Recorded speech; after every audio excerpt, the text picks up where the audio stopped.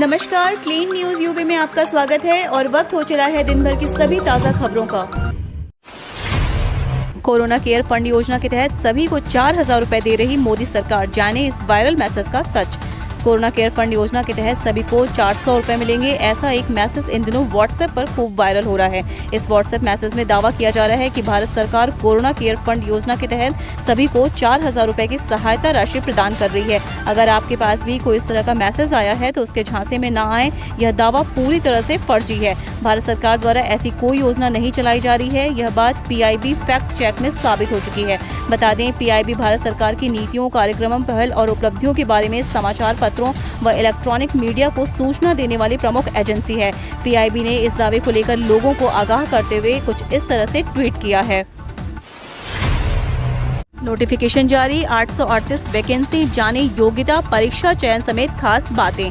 संघ लोक सेवा आयोग ने बुधवार को कंबाइंड मेडिकल सर्विस एग्जामिनेशन 2021 का नोटिफिकेशन जारी कर दिया है। इस बार कुल 838 पदें भर्ती के लिए निकाली गई हैं। इच्छुक उम्मीदवार upsconline.nic.in पर जाकर 27 जुलाई 2021 तक आवेदन कर सकते हैं। इसके अलावा 3 अगस्त 2021 से 9 अगस्त 2021 के बीच आवेदन वापस भी लिया जा सकेगा। UPSC combined medical service exam 2021 का आयोजन 21 नवंबर 2021 को किया जाएगा। 15,198 शिक्षकों की भर्ती परीक्षा अब यूपी के सभी जिलों में होगी।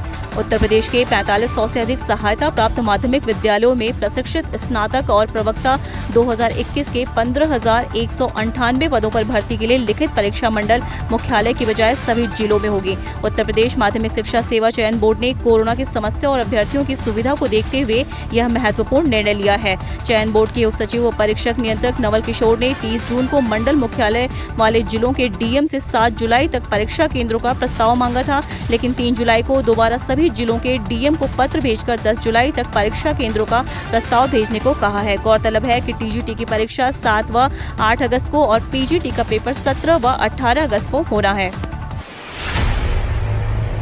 योगी का आदेश, 12 जुलाई तक यूपी में छुट्टियों पर रोक, जानिए वजह। योगी सरकार ने प्रमुख क्षेत्र पंचायत के चुनाव को ध्यान में रखते हुए 12 जुलाई तक सभी प्रकार की छुट्टियों पर रोक लगा दी है। मुख्यमंत्री योगी आदित्यनाथ के निर्देश के बाद मुख्य सचिव राजेंद्र कुमार तिवारी ने इस संबंध में आदेश जारी कर दिया। मुख्य सचिव की ओर से इस संबंध में अपर मुख्य सचिव, प्रमुख सचिव और सभी विभागाध्यक्षों को निर्देश भेज दिया गया है। इसमें कहा गया है कि राज्य निर्वाचन आयोग ने प्रमुख क्षेत्र पंचायत चुनाव का कार्यक्रम जारी कर दिया है। निर्वाचन कार्य में राजकीय अधिकारियों व कर्मचारियों की ड्यूटी लगाए जाने को ध्यान में रखते हुए 12 जुलाई तक किसी भी प्रकार का अवकाश स्वीकृत नहीं किया जाएगा। जिनकी छुट्टियां स्वीकृत की गई हैं उसको निरस्त माना जाएगा। बहुत जरूरी होने पर ही छुट्टी स्वीकृत की जाएगी। यूपी के इन शहरों में शुक्रवार को बारिश की संभावना। यूपी में गर्मी का कहर जारी है। गर्मी के साथ उमस की अधिकता से लोग पसीने पसीने हो रहे हैं। हर समय एसी और कूलर चलाने पड़ रहे हैं। इधर मानसून की रफ्तार भी सुस्त पड़ गई है। आगरा में 8 जुलाई से बारिश की उम्मीद धुंधली हो चली है।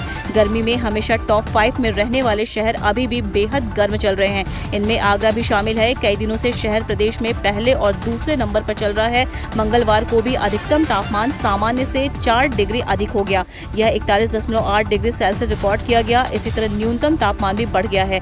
यह सामान्य से 3 डिग्री अधिक होकर 29.6 डिग्री सेल्सियस दर्ज किया गया। आर्द्रता का अधिकतम प्रतिशत 58 आंका गया है। तापमान के हिसाब से प्रदेश में झांसी पहले, आगरा और बांदा दूसरे सबसे गर्म शहर साबित हुए।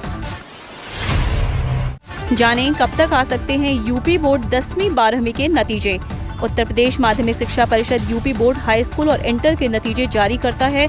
नतीजे 15 जुलाई तक जारी होने की उम्मीद है। शिक्षा मंत्री दिनेश शर्मा ने इससे पहले कहा था कि यूपी बोर्ड के नतीजे जुलाई के दूसरे सप्ताह तक घोषित कर दिए जाएंगे। यूपी बोर्ड के 56 लाख छात्र छात्राओं का रिजल्ट का इंतजार है।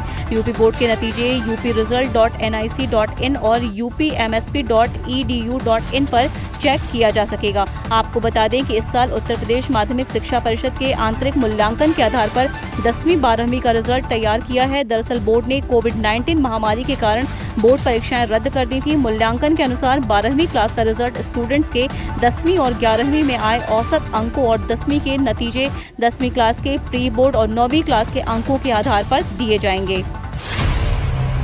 पीएम मोदी के बाद जल्द पेश होगी नई टीम योगी। कैबिनेट में फेरबदल की सुगबुगाहट तेज। केंद्रीय कैबिनेट में बड़े फेरबदल की खबरों के बीच उत्तर प्रदेश में सीएम योगी की कैबिनेट में भी बदलाव की सुगबुगाहट तेज हो गई है। माना जा रहा है कि जाति समीकरण संतुलित करने, सहयोगी पार्टियों को जगह देने और नाराज विधायकों को शांत करने के लिए अब योगी कैबिनेट में भी विस्तार किया जा सकता है। इसके अलावा अगर गैर विधायकों को मंत्री पद दिया जाता है तो विधान परिषद की खाली हुई 4 सीटों को भी इस्तेमाल किया जा सकता है। उत्तर प्रदेश परिषद में अधिकतम 60 मंत्री हो सकते हैं। मंत्री चेतन चौहान, कमल रानी, वरुण और विजय कश्यप के निधन के बाद अब यूपी कैबिनेट में 6 मंत्रियों की जगह खाली है। गन्ना भुगतान में योगी सरकार ने बनाया रिकॉर्ड, 4 साल में 1,40,000 करोड़ का भुगतान। योगी सरकार ने किसानों पर फोकस किया है। गन्ना भुगतान में योगी सरकार ने नया रिकॉर्ड बनाया है। सरकार ने 4 साल में 1,40,000 करोड़ का भुगतान किया है। अधिकारियों का दावा है कि 2007 से 2017 तक जितना भुगतान हुआ उतना योगी सरकार ने सिर्फ 4 साल में कर दिखाया। बताया जा रहा है कि चीनी एक्सपोर्ट्स बंद होने के बाद भी गन्ने का भुगतान किया जाता रहा। इसके अलावा उत्तर प्रदेश में कोरोना काल में भी चीनी मिल बंद नहीं हुई, इससे भी किसानों को फायदा हुआ। अखिलेश यादव के लिए पश्चिम यूपी में कहीं पनौती न साबित हो जाए, अबू आजमी।